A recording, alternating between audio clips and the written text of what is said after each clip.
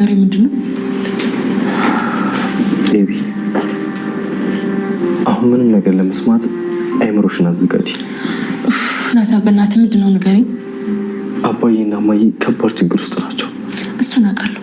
በምን ምክንያት እንደሆነ ግን አታውቂም። እሺ ምንድነው ንገረኝ። እማዬ ትልቅ ሚስጥር አውቃለች። ምን አይነት ሚስጥር? ስለ ሰላም። ስለ ሰላም ምን? የሰላም ልጅ አባት ማን እንደሆነ አውቃለች። ለዛ ነው እንደዚህ እየሆነች ያለችው እኮ። ታዲያ ስለ ሰላም ልጅ አባት ብታውቅ ምን ችግር አለው ታዲያ? ቤቢ የሰላም ልጅ አባት አባዬ ነው።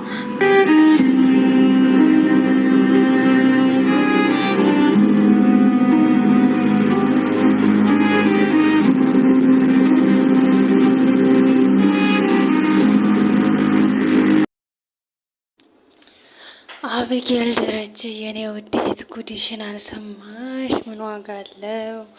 ምን ማድረግ ይቻላል? የመጣውን ነገር አክሰብት አድርገሽ መቀጠል ነው። አባትሽ ልጎን መደገፍ ነው። እንዴ ምን አላችሁ እንግዲህ በባለፈው ክፍል እንዳያችሁ ደረጀ ከማርታ ጋር ምርመራውን እናደርጋለን ተብሎ ተመርምረው ነበር፣ ግን እስካሁን ውጤት አልደረሰም። እንግዲህ ልጆቹ ደግሞ በጣም ጨንቋቸው ነበር እና ማርታ እንዳታቅ ብዙ ጥረት እያደረጉ ነበረ። እንግዲህ ናታን እንዳያችሁት አቢጌል ሳታቅ እንድትረዳ እንፈልጋለሁ ምናምን ሲላለ ዳጣ እንዴት ነው ነገሩን ሳታቅ ልትረዳን የምችለው ምናምን ብሎ እንትን ሲላት እንግዲህ መላ ፈልገው እንድትረዳቸው ለማድረግ ዝግጁ ሆነው ነበረ። ያንንም ዝግጁነት ብቻ አይደለም ሄደው ጠይቀዋት ነበረ። እንግዲህ አቢጌል እሺ ብላ ነገርየውን ሳታቅ ተስማምታለች ማለት ነው። ምክንያቱም አባዬን ለመርዳት ነው ሲሏት ማለት ነው። ነገሩ ባላቀውም እንግዲህ እሱ እስከደበቀች ድረስ እኛ በመናገሩ ምንም አይጠቅምሽም ምናምን ሲሏት እሺ ብላቸዋለች ማለት ነው። እንግዲህ ይሄ አቢጌል ደግሞ ማነው ናታን ደግሞ እንግዲህ ያን የተስማሙበትን ነገር እንግዲህ ናታን ሄዶ ለደረጃ ይነግሮታል ማለት ነው። ምክንያቱም ውጤቱ እንዲቀየርና ሌላ ነገር እንዳደርጉ ምናምን እናቲቱ ማርታ እንዳታውቅ ምናምን ውጤቱ ይቀየር ምናምን ሲለው ደረጀ ደግሞ እንግዲህ እኔ አልፈለግም። ምክንያቱም ይሄ ለእኔ ደግሞ ሌላ ጥፋት ነው፣ ሌላ ችግር ነው ይዞብኝ የሚመጣው። እኔ እሷን እኮ መደበቁ ሳይሆን በቃ እሷን ማዋሸቱ ነው የከበደኝ። መደበቁ እኮ ችግር የለውም ነበር፣ እንደምንም ብሎ ይደብቀው ነበር። ግን እሱ በጣም ስለሚወዳት ሳያውቅ ስለተሳሳተ ከህሊና ወቀሳናት ሊድን አይችልም ይሄን ቢደብቃት። ናታን የመጣውን ሀሳብ እንግዲህ መቀበል አልቻለም ማለት ነው ደረጀ።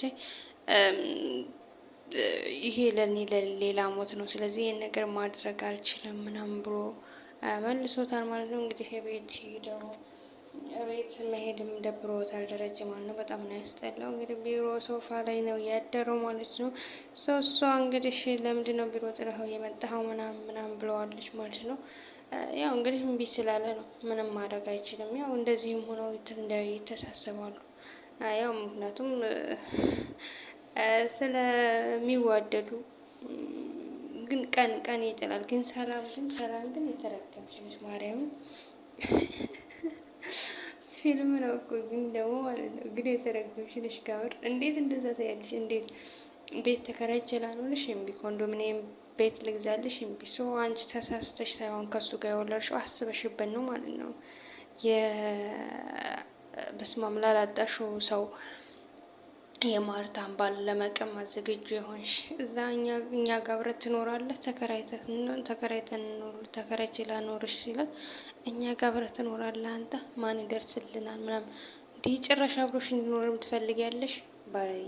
ባለየንሽ ማድረግ የምር ሌላ ምን ትላለች? የሴምሲ ነው ሲኦሲ ያለውን ቤት ትልቁን ቤት በስሜ እንድታዞርልኝ እፈልጋለሁ። ሲጀመር እሱ የማዞር ግዴታም የለበትም። ምክንያቱም አስወልዶሻል። ታላቋ ልጅሱ ራሱ አቅም ማለት ራሷ ላይ ውሳኔ ለመወሰን ስለደረሰች የምትወስነውን እሷ ታውቃለች። አባቷ ጋር የመኖር መብት አላት አንቺን ትታ።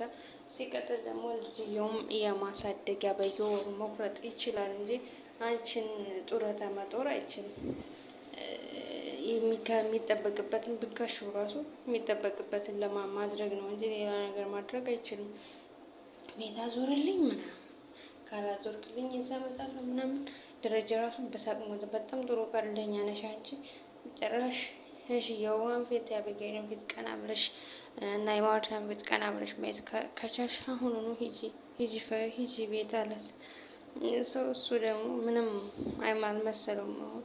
ምክንያቱም ዋናው ነገር ስለታወቀ ትዳሩ ሊፈርስ ግቢ ላይ ስለደረሰ እንኳን ደስ አለሽ አላት። ትዳሬ ሊፈርስ ነው ተደሳች፣ እንኳን ደስ ያለሽ ምናምን አላት። እሷ ደግሞ እንግዲህ አስባበት ነው መሰለኝ ነገር መሰሳውን አሰባብን ይሄን ነገር ያደርጋሽ። አንድ ካለው ተወለድ አንድ ካለው ተጠጋ የሚባለው ነገር የለም። በባለፈው ራሷ ስትለው ነበረ። ስለዚህ አርፈሽ ተቀመጭ፣ ቢያንስ ህመማቸውን ያስታሙበት፣ ከዛ በኋላ ትጠቂያቸዋለሽ። የተባልሽውን ነገር አድርጊ። እውነት ልጆቹ በስተት ከሆነ ከሱ የተወለዱት የደረጃ የሚልሽን ነገር አለ። ኮንዶሚኒየም ቤት አግኝተሽ ነው በቂሽ፣ ይበቃሽ። እንዴ በዚህ ኑሮ በጠረረበት ዓለም አንቺ ኮንዶሚኒየም ቤት ተከራይቶ እንኖር ስትበይ አትኖሪም። ሌላው እንግዲህ አብጌል ናት። አብጌል እንግዲህ ደረጀ ለአብጌል እንዲናገር ነግሮታል ማለት ነው። ምክንያቱም ማወቅ ነበረበት ሲጀምር ከድሮ ጀምረም የኛውን ማወቅ ነበረበት። ምክንያቱም ያው ልጅ ነገር ከበረደ በኋላ ደግሞ ማለታን እንትን ይሉ ነበር። ይህን መደበቅ ስለማይቻል እንግዲህ ያው እሱም ደረጀም ይህን ያክል ብዙ አልደበቃቸውም። 7 ወር ነው። 7 ወሩን ራሱ አላወቀም። የእሱ ልጅ እንደሆነ አላወቀም። እንዴት አድርገው እንደመስሩበት አናውቅም። የተወለደው ልጅ የደረጀ ነው ሲላት ምን ትታለች ማለት ክውን ያለች ምን ትበል። ድሮም ጠርጥራ ነበረ። አክሴቱም ልክ ነበረች ምናምን ብቻ ከባድ ነው። ማርታ ግን ጸጸት ነው ያለባት።